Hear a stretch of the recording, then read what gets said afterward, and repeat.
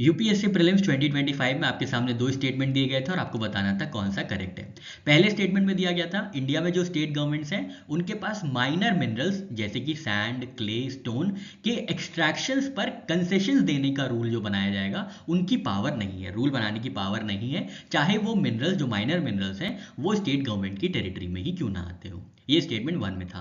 Statement 2 में दिया गया था इंडिया में सेंट्रल गवर्नमेंट के पास ये पावर है कि वो लॉ के अंदर किस मिनरल को माइनर मिनरल डिक्लेयर या नोटिफाई कर सकते हैं। और इसका सही आंसर था option D, statement 1 is not correct but statement 2 is correct. Question analyse करने से पहले mines and minerals development and regulation act 1957 की कुछ चर्चा कर लेते हैं। तो सेक्शन 3 क्लॉज ई में डिफाइन किया गया है माइनर मिनरल्स जैसे कि sand, gravel, ordinary clay, building stones etcetera. Section 15 में स्टेट गवर्नमेंट्स को एम्पावर किया गया है माइनर मिनरल्स के रिस्पेक्ट में रूल्स बनाने के लिए। क्या क्या पावर है? क्वारी लीज की ग्रांट की पावर है, माइनिंग लीज की पावर है, कुछ कंसेशंस भी प्रोवाइड करने की पावर है। किसको? स्टेट गवर्नमेंट्स को। रॉयल्टी रेट्स फिक्स करने की पावर स्टेट गवर्नमेंट के पास है। ये सब माइनर मिनरल्स के रिस्पेक्ट में बताया जा रहा है। और माइनर मिनरल्स को एक्सट्रैक्ट करने, ट्रांसपोर्ट करने और स्टोरेज की भी पावर किसके पास है? इससे रिलेटेड रूल्स बनाने की पावर किसके पास है? तो स्टेट गवर्नमेंट्स के पास है। सेक्शन 15 में ये बहुत अच्छे से स्पष्ट तरीके से बताया गया है। फिर सेंट्रल गवर्नमेंट की रोल की बात करते हैं तो सेंटर के पास पावर है to notify which mineral counts as minor mineral. ये दिया गया है सेक्शन 3 क्लॉज ई में। ठीक है, तो सेंट्रल गवर्नमेंट के पास ये पावर होती है किसी भी मिनरल को माइनर मिनरल क्लासिफाई करने के लिए।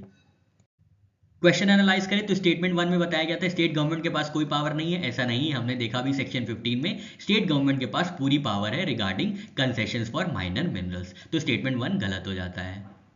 स्टेटमेंट 2 बिल्कुल सही है क्योंकि सेंट्रल गवर्नमेंट के पास पावर होती है नोटिफाई कर दें कि कौन से मिनरल को काउंट किया जाएगा एज माइनर मिनरल्स। अभी हमने देखा सेक्शन 3 क्लॉज ई के अंदर एमएमडीआर एक्ट में ये बताया गया है सेंट्रल गवर्नमेंट की पावर।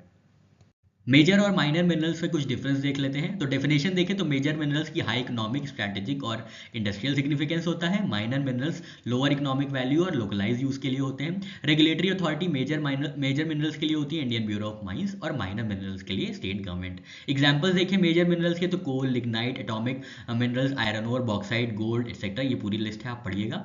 और माइनर मिनरल्स में है building stone, gravel, ordinary clay, ordinary sand etcetera. Major और माइनर मिनरल के लिए जो गवर्निंग लॉ है वो सेम है, एमएमडीआर एक्ट 1957। मेजर मिनरल्स को 50 सालों तक लीज पे दिया जा सकता है और माइनर मिनरल्स के लिए ये जो ड्यूरेशन होता है थोड़ा सा छोटा होता है। रेवेन्यू कलेक्शन की बात करें तो मेजर मिनरल्स के जो रेवेन्यू है वो स्टेट गवर्नमेंट को तो जाता है बट रेगुलेट किया जा सकता है सेंट्रल गवर्नमेंट द्वारा। लेकिन माइनर मिनरल्स के जो रेवेन्यू होती है वो डायरेक्टली स्टेट गवर्नमेंट्स के पास चली जाती है।